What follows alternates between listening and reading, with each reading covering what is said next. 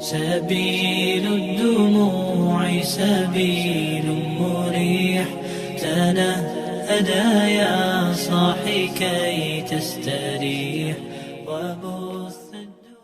بسم الله الرحمن الرحيم. Assalamualaikum Ustaz.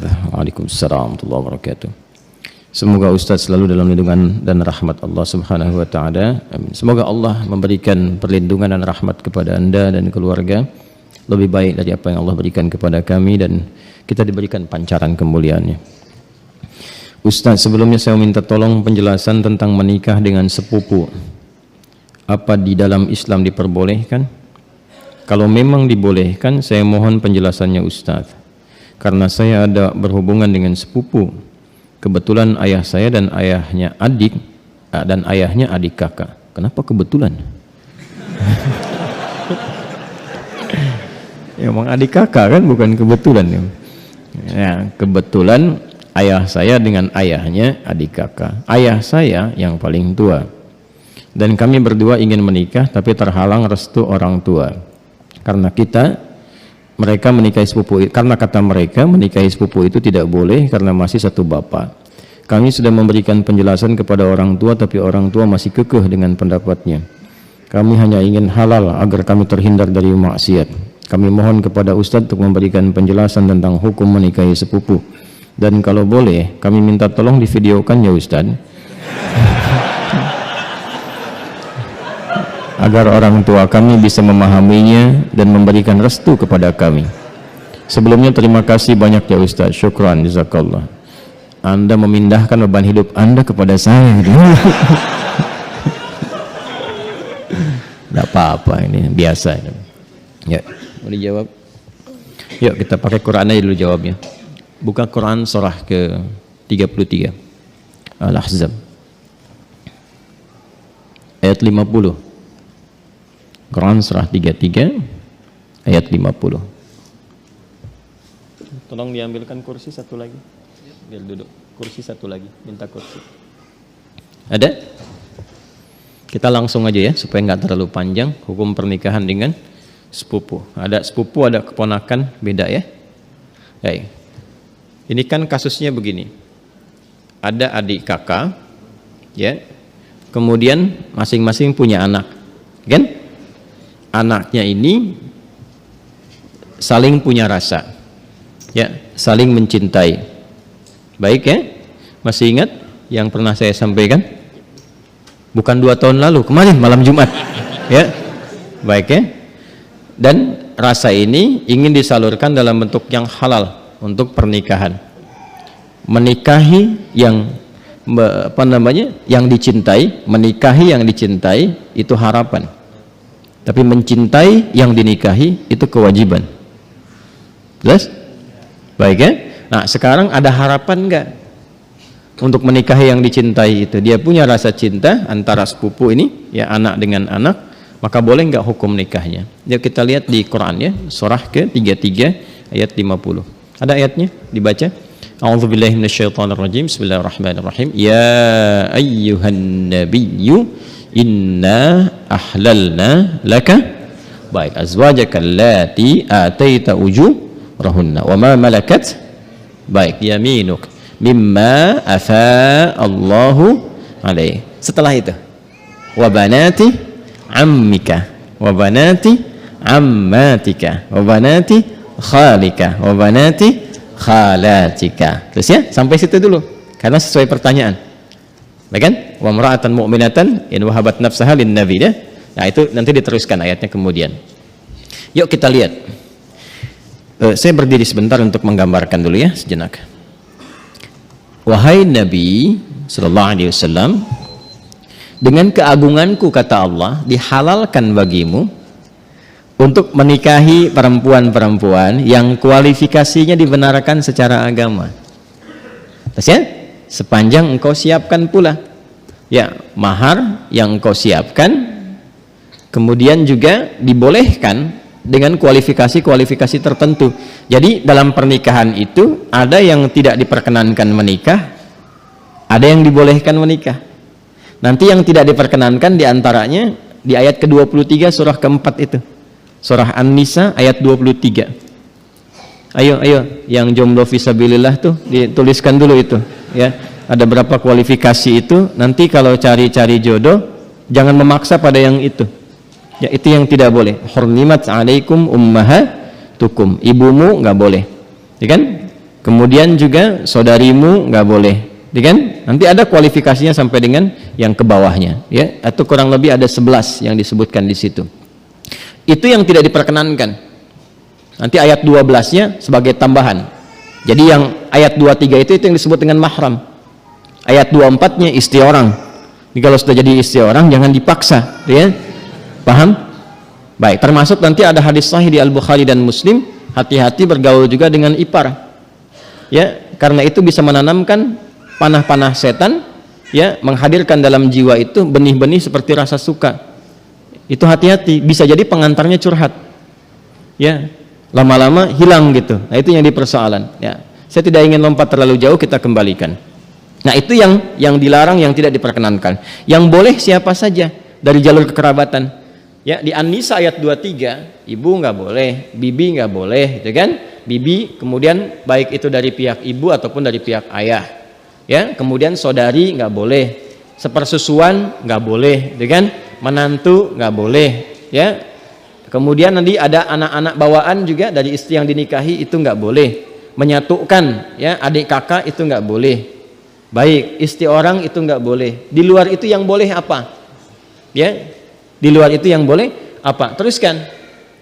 Satu, kalau dari jalur kekerabatan yang paling dekat, anak paman. Baik, ya. Obanati ammika. Anak paman berarti sepupu kan? Ya kan? Baik. Ini saya sebut kakek sajalah. Ya. Kakek punya anak kan? Ya. Ini A, ini B. Ini anaknya laki-laki, ini laki-laki juga. Oke? Sudah. Ini ayah lah ya, untuk memudahkan. Ini bapak.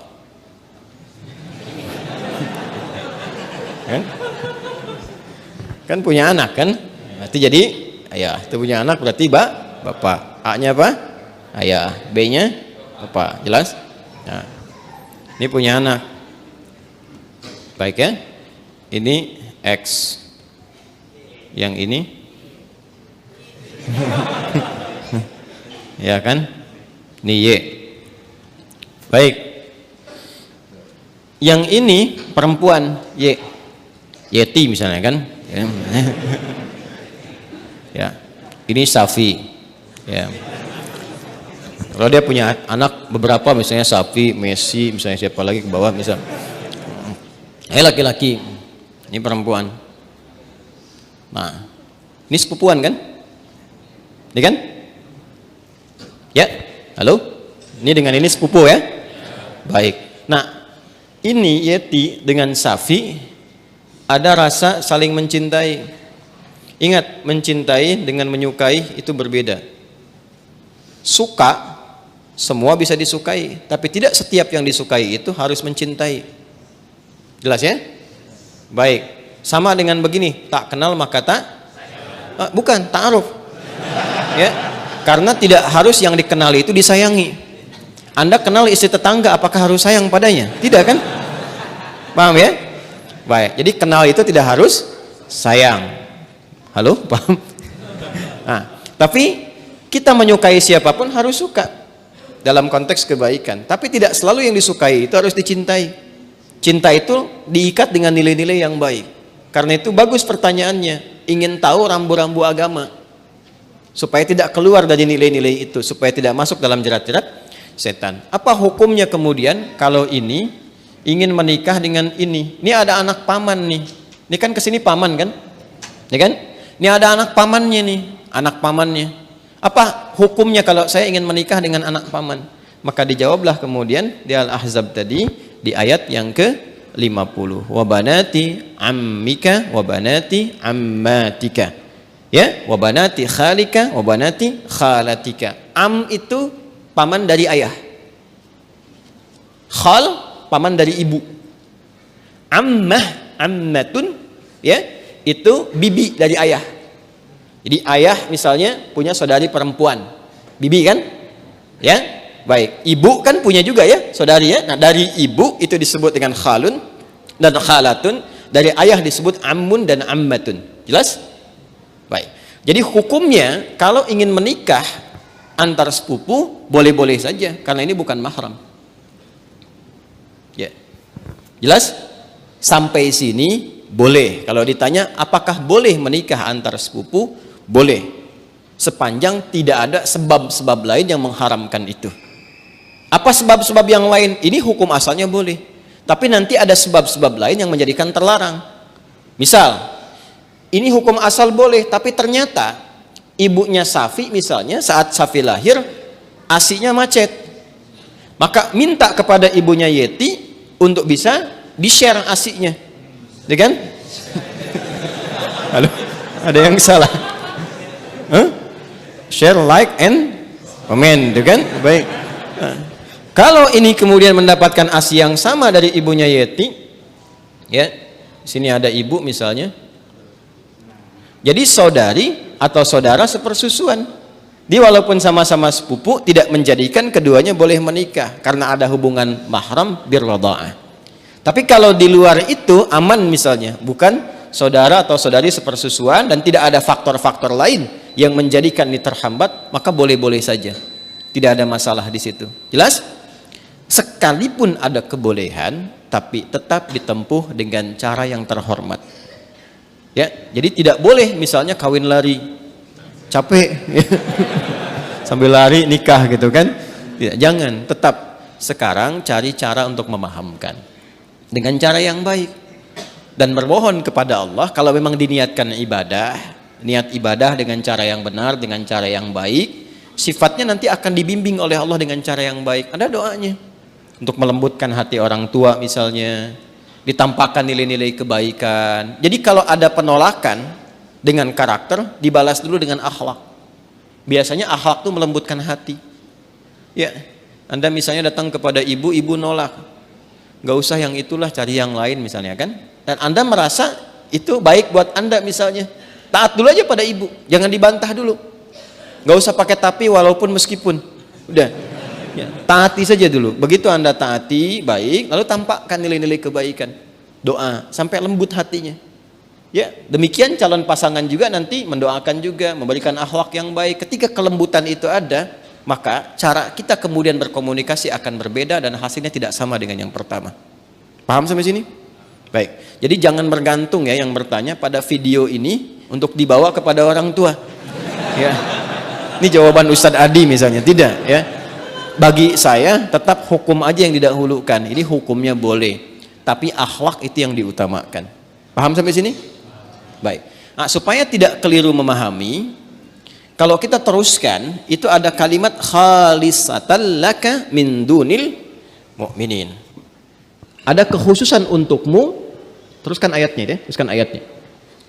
Yang berlaku khusus selain bagi orang-orang beriman yang lain dari kalangan umatmu. Itu yang dimaksudkan itu yang sebelum ayat itu, yaitu setiap perempuan yang menyerahkan dirinya untuk dinikahi. Itu kekhususan bagi Nabi SAW. Ya, jadi ada sifat yang spesial bagi Nabi ketika berhijrah. Ada di antara sahabat-sahabat mulia beliau itu yang kemudian meninggal dunia, meninggalkan anak-anaknya, ada istri dan keluarganya. Ya, kemudian Nabi diperintahkan oleh Allah Subhanahu wa taala bagi perempuan-perempuan tertentu khusus, jika Nabi meridainya, akhlaknya, kemuliaannya, kebaikannya, support untuk dakwahnya, dan dia datang untuk menyerahkan dirinya untuk dinikahi, boleh-boleh saja, silahkan gitu kan. Atau perempuan-perempuan umum, dalam arti bukan yang telah bersuami ditinggal, meninggal dunia ya, yang masih status single dan sebagainya, yang Nabi ridai kualifikasinya, boleh dinikahi. Sedangkan dalam standarnya kan mesti ada wali kan. Nah, kalau bagi Nabi itu khusus. Ya, bagi Nabi khusus, tidak berlaku umum. Jadi nanti harus pandai baca-baca ayat. Ada yang khusus untuk Nabi, ada yang umum berlaku untuk umatnya. Di ayat ini ada dua kualifikasi. Ada yang umum sifatnya seperti menikah antar sepupu itu, ada yang khusus sifatnya seperti perempuan yang datang sendirinya untuk minta dinikahi. Jadi nggak boleh misalnya ada ustadz ada dari akhwat datang, Ustadz silahkan nikahi saya. Ya, misalnya kan, tuh. Walinya mana? Nggak apa-apa, saya jadikan Allah sebagai wali saya. Nah itu nggak boleh. Paham ya? Itu nggak boleh hukumnya. Jelas? Nah itu diantara yang ditemukan. Karena ini ada kisah. Kenapa ayat ini turun? Salah satunya kisah Sayyidah Maimunah Al-Ansariyah.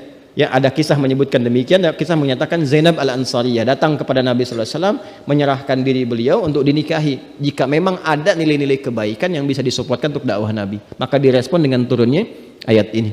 Itu yang disebutkan oleh Imam Ibnu Jarir At-Tabari dalam tafsirnya, ya, tafsir At-Tabari atau Jami' Al-Quran di jilid yang ke-12 halaman 29.